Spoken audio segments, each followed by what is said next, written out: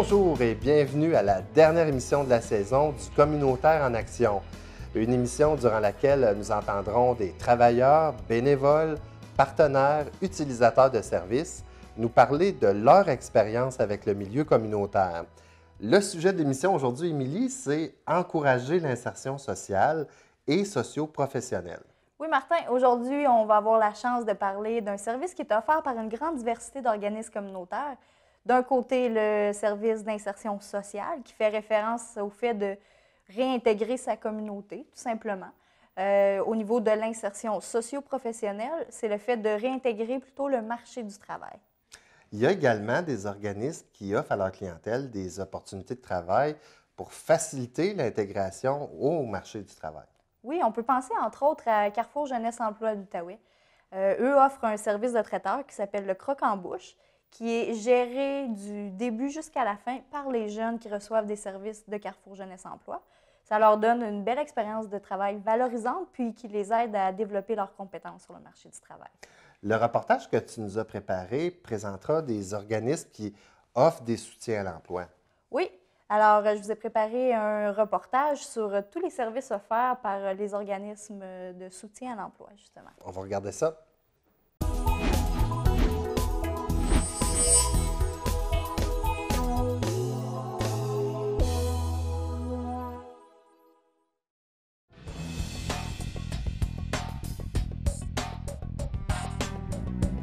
Trouver un emploi, ce n'est pas toujours simple. C'est d'autant plus vrai pour les personnes qui se retrouvent en situation de vulnérabilité. Les obstacles à l'emploi sont variés de ces jours-ci.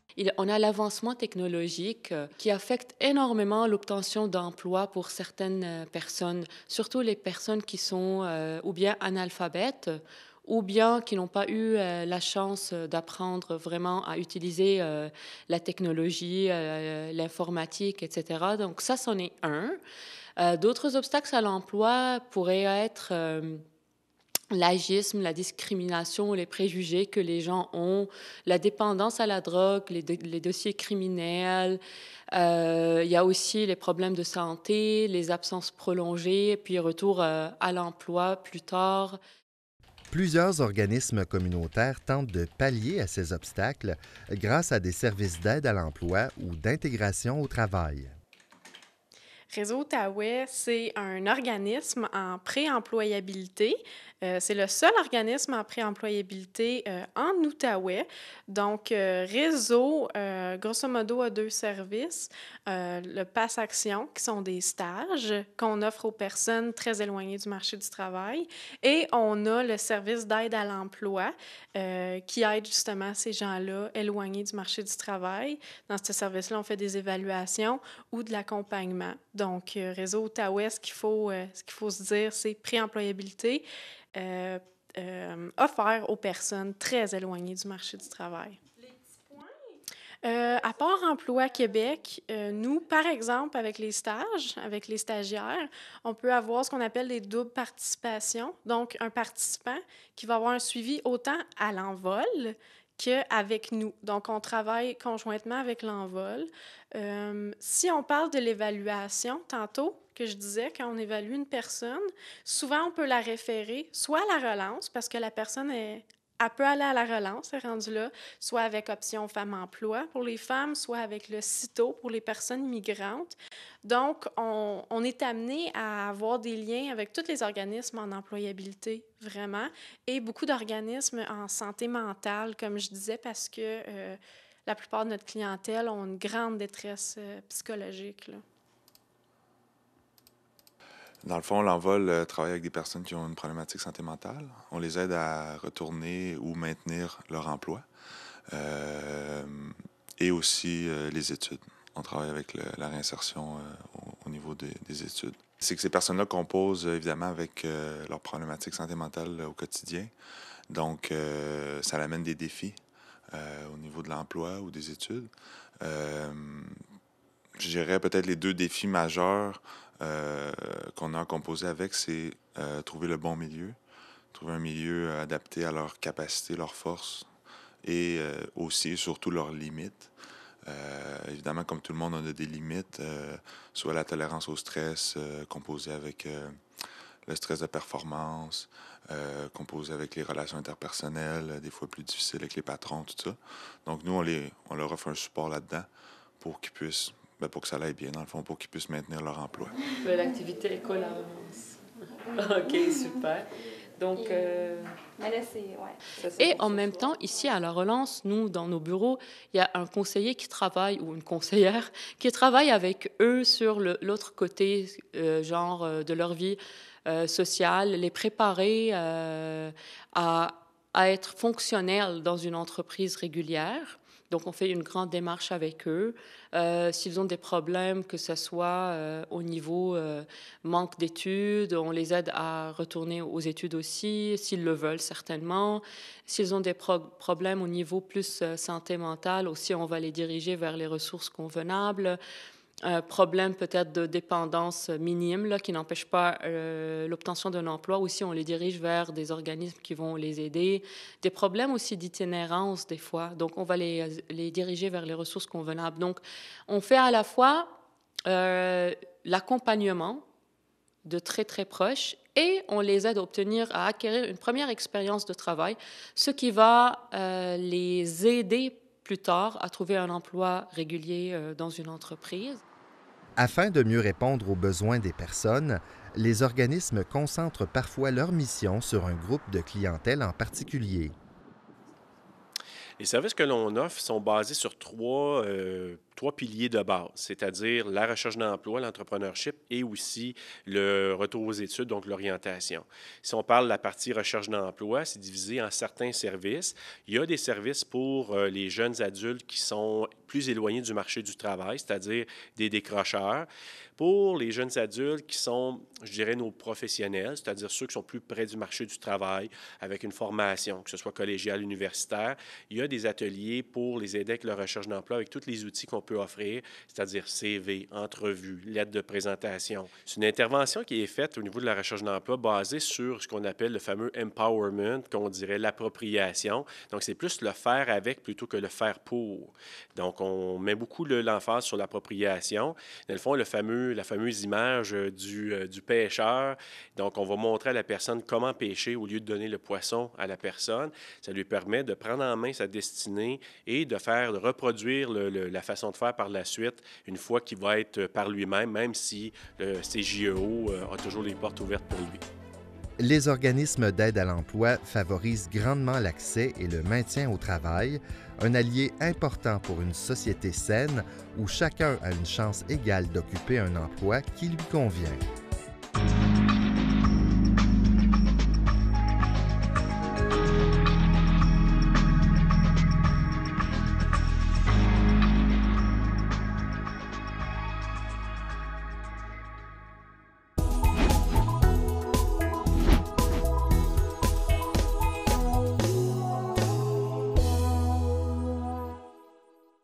Alors, pour nous parler de l'intégration sur le milieu du travail des personnes ayant une déficience intellectuelle, j'ai le plaisir de rencontrer Mme Hélène Paquette de chez APICO. Bonjour, Mme Paquette. Bonjour. Alors, dites-moi en premier, qu'est-ce que c'est APICO? L'APICO, c'est l'Association pour l'intégration communautaire en Outaouais. On est un organisme qui offre des services aux personnes présentant une déficience intellectuelle. On essaie le plus possible de les intégrer dans la société, de les valoriser, puis de faire en sorte qu'ils soient des personnes au titre de n'importe qui. Quand vient le temps d'entrer en emploi pour ces personnes-là, quels sont les défis ou les obstacles qui sont rencontrés? Donc, souvent, il faut trouver un milieu où ils vont être acceptés par les employés, puis aussi par le patron. Donc, trouver un milieu qui les accepte, mais aussi des fois qui accepte de les payer selon la mesure d'intégration. Puis aussi un milieu qui va être ouvert aux différentes difficultés qu'ils peuvent rencontrer. Donc, par exemple, avoir un horaire fixe, présenter aussi, être au travail. Il y en a pour certains que c'est difficile de se lever le matin, ces choses-là. Donc, les défis pour eux, c'est souvent de pouvoir acquérir toutes les habiletés qu'il faut pour pouvoir un jour travailler au même titre que tout le monde. Vous mettez beaucoup d'emphase sur l'intégration communautaire, donc intégration sociale. Qu'est-ce que ça apporte de plus à une personne d'être d'abord intégrée dans sa communauté avant d'aller sur le marché du travail? Bien, en fait, intégrer les gens, c'est pour qu'ils se sentent bien aussi, puis valoriser, puis tu sais, on veut tout, personne, on veut être à la part des autres, bien, c'est pareil pour eux autres, là. Puis vous avez plusieurs programmes différents d'employabilité. Est-ce que vous pourriez m'en parler un peu? Oui, dans le fond, au programme socio-professionnel, on a différentes mesures d'intégration. Donc, on a les Passes Actions, qui est un programme qui est avec le Centre local d'emploi. C'est eux qui donnent les subventions par rapport à ça.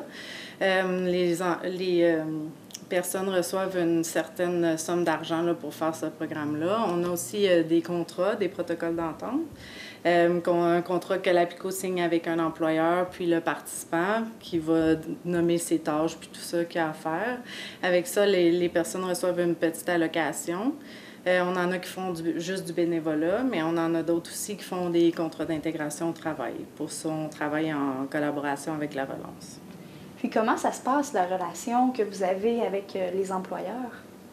Ah, la majorité du temps, ça va super bien. Dans le fond, nous, on est toujours là si jamais ils rencontrent une certaine difficulté. Des fois, ils ne savent pas trop comment entrer, comment dire à la personne que telle chose, ça se fait pas, ou comment leur montrer à bien faire les tâches. Donc ça, c'est notre rôle à nous. Puis on est toujours ouvert à recevoir leur appel, puis tout ça. Dans le fond, on essaie de leur dire tout le temps, bien, s'il y a quelque chose, appelez-nous pour toujours être là, pour essayer de régler les problèmes qu'ils pourraient avoir, là, dès le début, pour pas que ça s'envenime puis ça finisse par mal tourner. Donc, vous offrez à ces personnes-là qui retournent sur le marché du travail un suivi. Est-ce que c'est la même chose pour tout le monde? Est-ce que ça dure tout le long de l'emploi ou ça peut varier d'une personne à l'autre? Non, nous, vraiment, ce qu'on fait, c'est qu'on offre un soutien en milieu de travail. Donc, on va les visiter selon leurs besoins. Des fois, c'est toutes les semaines, les 2 semaines. Il y en a 3 semaines ou au mois. Ça dépend vraiment de leur difficulté. Puis, habituellement, on va continuer tant ou aussi longtemps qu'ils n'en ont pas besoin ou qu'ils en ont besoin, plutôt. Puis, ça peut durer jusqu'à temps qu'ils prennent leur retraite, là. Il n'y a pas vraiment de temps limite, sauf pour le Pass Action qu'on a parlé tantôt. La limite de temps, c'est 5 ans. Mais souvent, après, parfois, ils peuvent continuer là, avec d'autres mesures d'intégration. Puis, dites-moi en terminant, combien à peu près de personnes avez-vous réussi à placer dans un milieu de travail? Bien, cette année, on a quand même aidé 83 personnes. Il y a du mouvement là-dedans. Là. Il y en a des fois qui se retrouvent des certains temps sans emploi, d'autres qui, il faut en trouver des nouveaux milieux, des choses comme ça. Mais habituellement, ça roule bien. Là. On essaie que tout le monde ait un milieu pour travailler. Excellent. Merci beaucoup, Mme Paquette. Mais de rien, ça me fait plaisir. Dans le fond, tout le monde est gagnant lorsque un citoyen réintègre sa communauté et le marché du travail.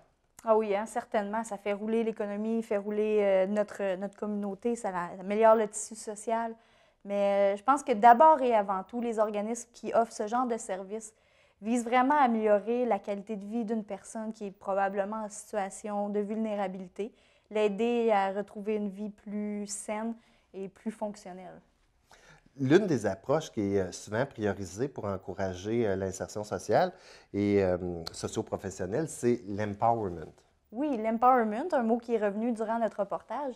Et Julie, notre collaboratrice, a rencontré Pierre Leclerc du Boulevard de la Vallée pour nous parler de cette approche tout à fait gagnante.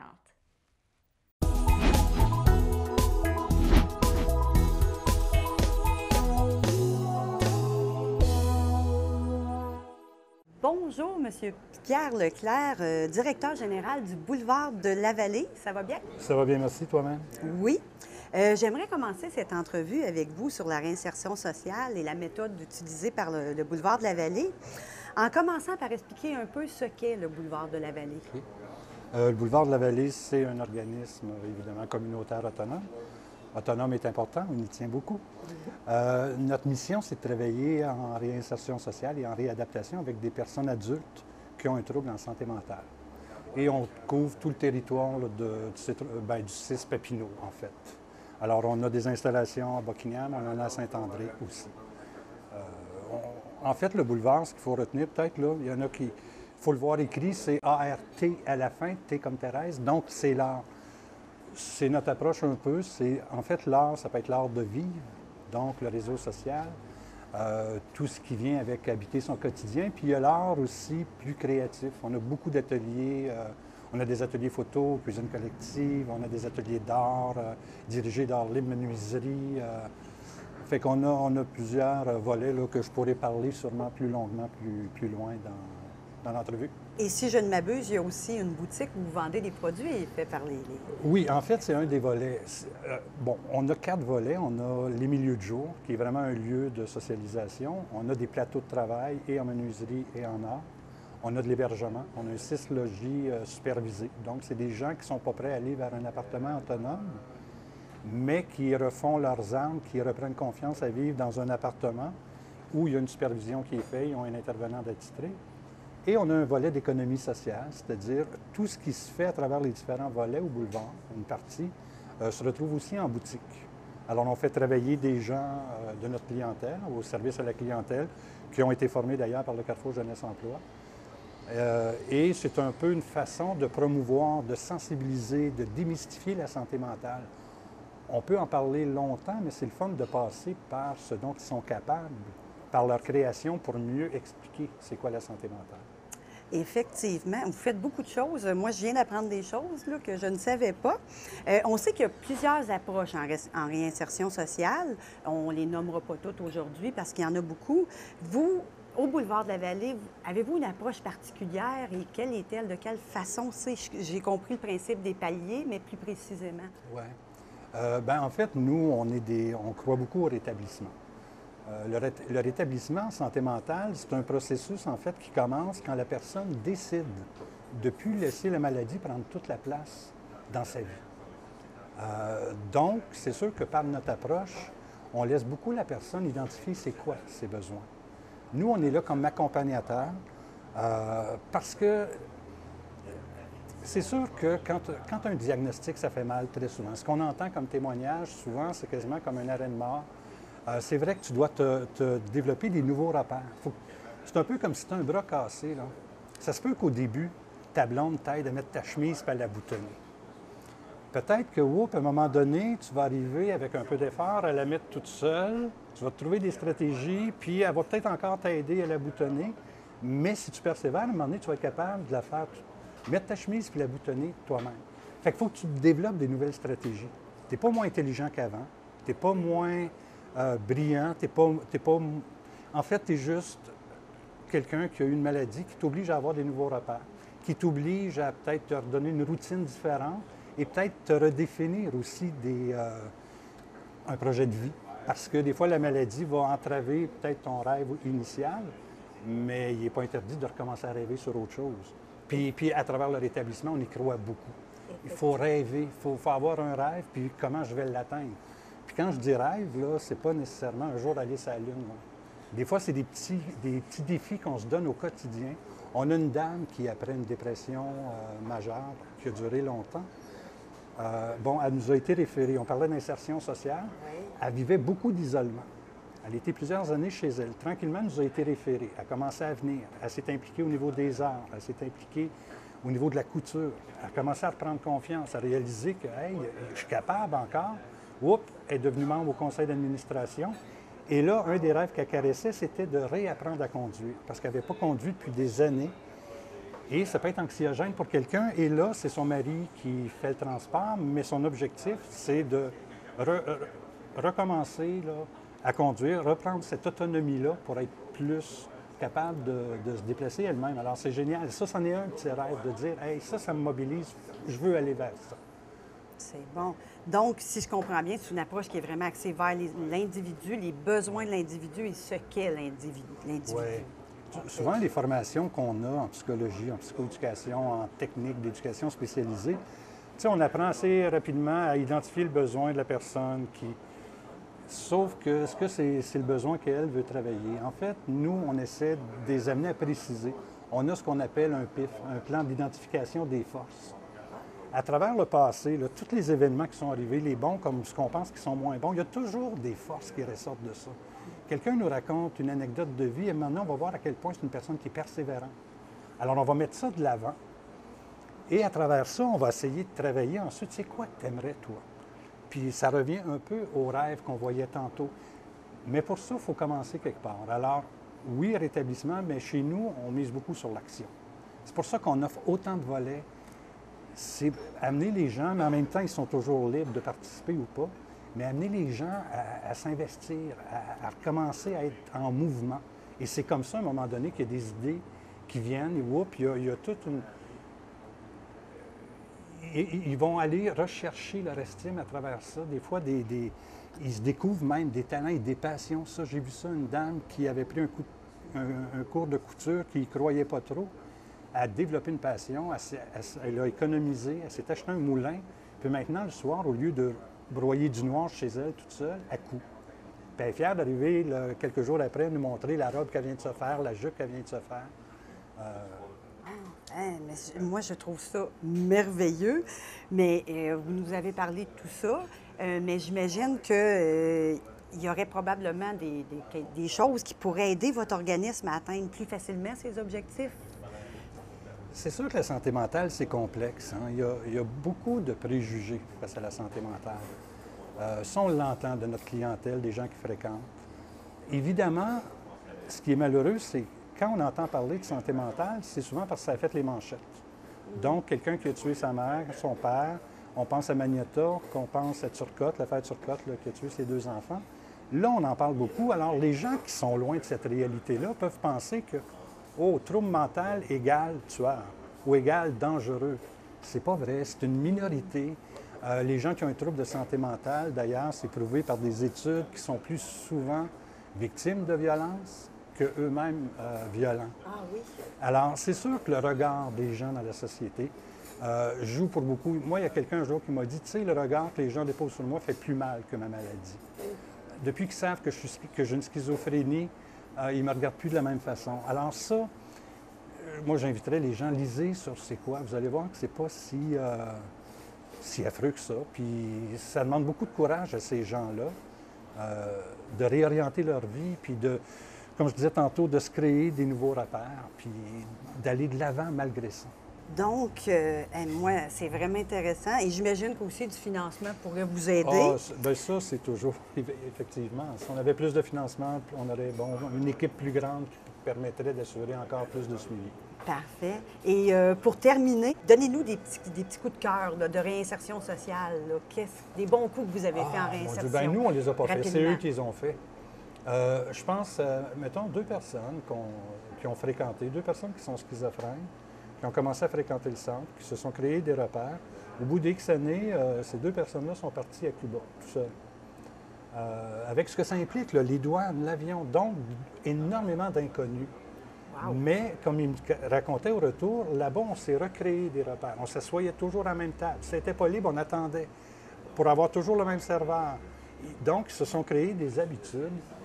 Ça, c'est merveilleux. 4 dames qui ne se connaissaient pas, mais qui tripaient au niveau des arts. C'était des gens qui ont une fibre artistique.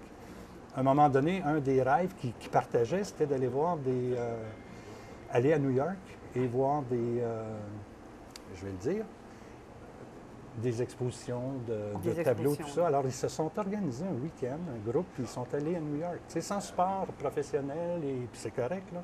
Wow. Et ça, c'est le fun quand on regarde ça aller. Bien, c'est merveilleux de voir que les gens peuvent se oui. faire La vie n'est pas finie parce que sociale. tu as un trouble mental.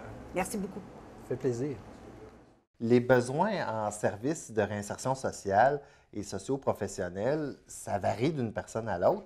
Bien, on sent bien que le milieu communautaire peut aider une grande diversité de personnes à ce niveau-là.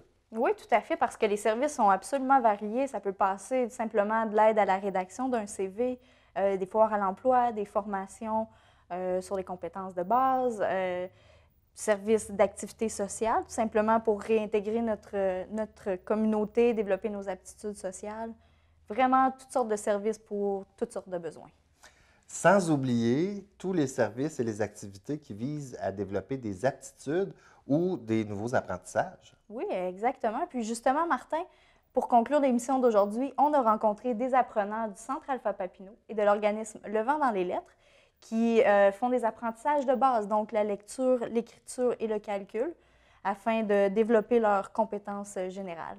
Bien, merci beaucoup, Émilie. Je sais que tu as travaillé fort sur cette série d'émissions-là. C'est notre dernière. Oui. On va peut-être en profiter pour remercier évidemment TVC Basse-Lièvre, la Ville de Gatineau, la CDC Rond-Point. Beaucoup de travail à produire cette émission-là. Je vous remercie d'avoir été avec nous. On vous souhaite une belle soirée. À bientôt. Au revoir. Parce que moi, je ne savais pas lire et écrire. Puis là, bien, c'est sûr que j'ai attendu que le vent dans les lettres était ouvert. Fait que j'ai allé me présenter. Puis on m'a donné des journées. Puis là, bien, de plus en plus, mais ça va mieux avec mon écriture puis pour lire. Je suis le vent dans les lettres. Je commence ma 13e année. Je suis ici. La raison que je suis, parce que je peux apprendre à lire et écrire le mieux possible. Le plus petit, mais ça m'a donné un bon coup de pouce. Je fais partie de GA et AGPAC de Montréal. Je travaille sur des dossiers comme je m'occupe de l'aide sociale et des finances. Ça. Puis aucun chagrin pour avoir initié, ça m'a donné un bon sport et un bon coup de pouce pour avancer. Puis on a une bonne équipe de travail ici. On se fait des amis. Nous sommes heureux, puis c'est merveilleux, c'est à merveille. Sans ça, je ne serais pas découvert la place, je ne serais pas ici aujourd'hui. Je serais chez nous à rien faire, j'ai aucun chagrin. Je viens ici d'être 3 jours par semaine, puis je ne suis pas dessus. J'ai appris à lire, à compter, à lire les journaux, puis m'occuper maintenant toutes les factures que j'ai vraiment la mal. Avant ça, j'avais beaucoup de misère avec mes factures. Quand j'allais à la caisse populaire, j'avais peur des fois de me faire joindre tôt. Quand on ne sait pas compter, mais on ne sait pas si vraiment la monnaie, tu l'as aimé, de la bonne monnaie. Bien, je suis au centre Alpha Papineau depuis 5 ans. Puis, j'ai voulu commencer ici parce que je voulais quand même avancer de ce que j'avais pas appris au secondaire puis primaire. J'ai venu au Cap pour apprendre comment écrire le français. Parce que je suis une anglophone, puis je suis capable de parler, mais je n'ai jamais été capable d'écrire. Un milieu d'être moins direct avec le monde, de parler plus doucement. Parce que je suis quand même athorique, puis j'ai aussi de faire beaucoup d'amis, puis de sortir de la maison. Bien, moi, je suis venue ici parce que j'ai des enfants. Puis étant donné que ça fait plus de 15 ans que je me suis pas présentée dans un centre éducatif, j'ai préféré prendre un petit peu d'avance sur moi-même et de venir ici, qui pourrait m'aider avec mon français et mes mathématiques, étant donné que l'éducation a beaucoup changé depuis quelques années.